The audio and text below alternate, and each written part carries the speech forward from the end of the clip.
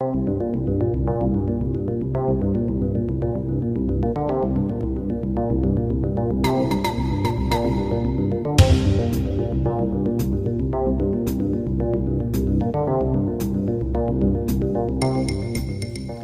rivalidad entre dos países vecinos como Italia y Francia hasta ahora se centraba en el fútbol, quién tenía la mejor gastronomía o las mayores empresas de lujo. Sin embargo, en los últimos meses ha dado esta escalada un paso mucho mayor. Y es que atraviesan las relaciones bilaterales su peor momento desde 1940, cuando el gobierno italiano declaró la guerra a Francia y este retiró a su embajador de Roma. En esta ocasión, la llegada de un gobierno antisistema y populista a Italia el pasado mes de junio tropezó con un gobierno como el de Emmanuel Macron, que estaba en las antípodas. La llegada del barco Aquarius, que el gobierno italiano y su ministro del Interior, Matteo Salvini, impidieron arribar en los puertos italianos, fue el primer problema, la inmigración. Y es que para Italia los países europeos no han apoyado suficientemente en este problema durante los últimos años y se negó a seguir haciéndolo. Por eso el gobierno francés fue muy crítico por el hecho de no aceptar la ley internacional que les obligaba a aceptar este barco. La política migratoria europea, la política económica y los presupuestos italianos que rivalizaban con los criterios comunitarios y otros muchos más asuntos crearon un malestar bilateral. Los insultos a Emmanuel Macron y de este a los populistas, a los que llamó directamente como una pandemia que amenazaba, una lepra directamente que amenazaba a Europa, crearon todavía mayor tensión entre los dos gobiernos. Para Matteo Salvini, Macron era un mal presidente y rogaba a los franceses que hicieran todo lo posible para quitarlo.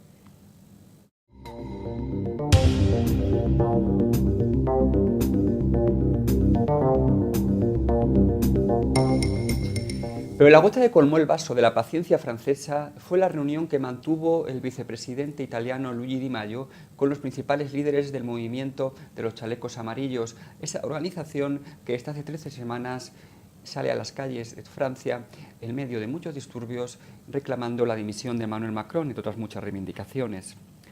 Para el gobierno francés, los insultos y las provocaciones sin base que habían ejecutado el gobierno italiano durante los 8 meses anteriores eran inaceptables. Por ello, decidió hace una semana retirar a su embajador, llamar a consultas a su embajador en Roma, llegando a las relaciones bilaterales en su momento más bajo desde la Segunda Guerra Mundial. Algo inédito entre dos países de la Unión Europea, y no solo eso, entre el segundo y el tercer país económicamente, el segundo y la tercera potencia económica de la eurozona.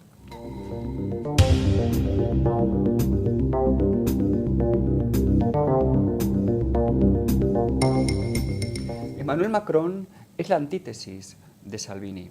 Frente al nacionalismo ultraderechista del líder de la Liga Norte, Emmanuel Macron representa a un político europeísta y globalista, más cerca de las tesis probablemente de los liberales que la de la extrema derecha, como es la de Matteo Salvini.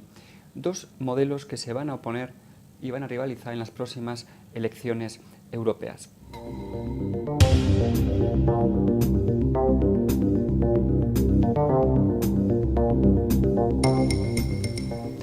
Pero el enfrentamiento entre Francia y Italia no deja de ser algo artificial, algo hecho exclusivamente para el uso partidista de los miembros de la coalición italiana. Y es que, pese a gobernar durante los últimos 8 meses, las rencillas y el enfrentamiento hacen que sea muy difícil que perdure este gobierno, este matrimonio de conveniencia.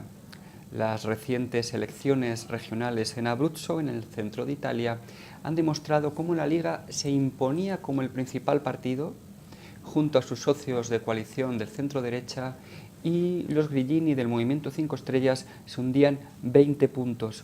De ahí que las elecciones europeas sean el próximo cuadrilátero donde ambos partidos se enfrentarán para decir no solo qué socio de coalición tendrá más influencia en el gobierno, sino también la fecha de las próximas elecciones.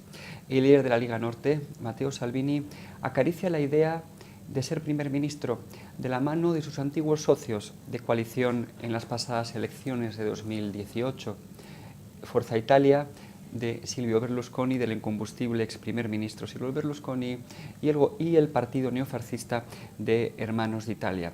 Todos ellos, como se demostró en Abruzzo, sumaban votos suficientes ante una izquierda todavía desnortada y un movimiento 5 estrellas que, pese a haber sido el partido más votado en aquellas elecciones de 2018, ha visto sumida su influencia por su socio menor, Matteo Salvini, ese Maquiavelo que ha hecho del uso del poder y de las redes sociales el mejor instrumento para estar siempre en la palestra, para aprovechar todas las polémicas y dejar en un segundo plano a los dirigentes del movimiento 5 estrellas, políticos sin experiencia, que apenas han sido capaces de sacar ninguna ley adelante durante estos 8 meses.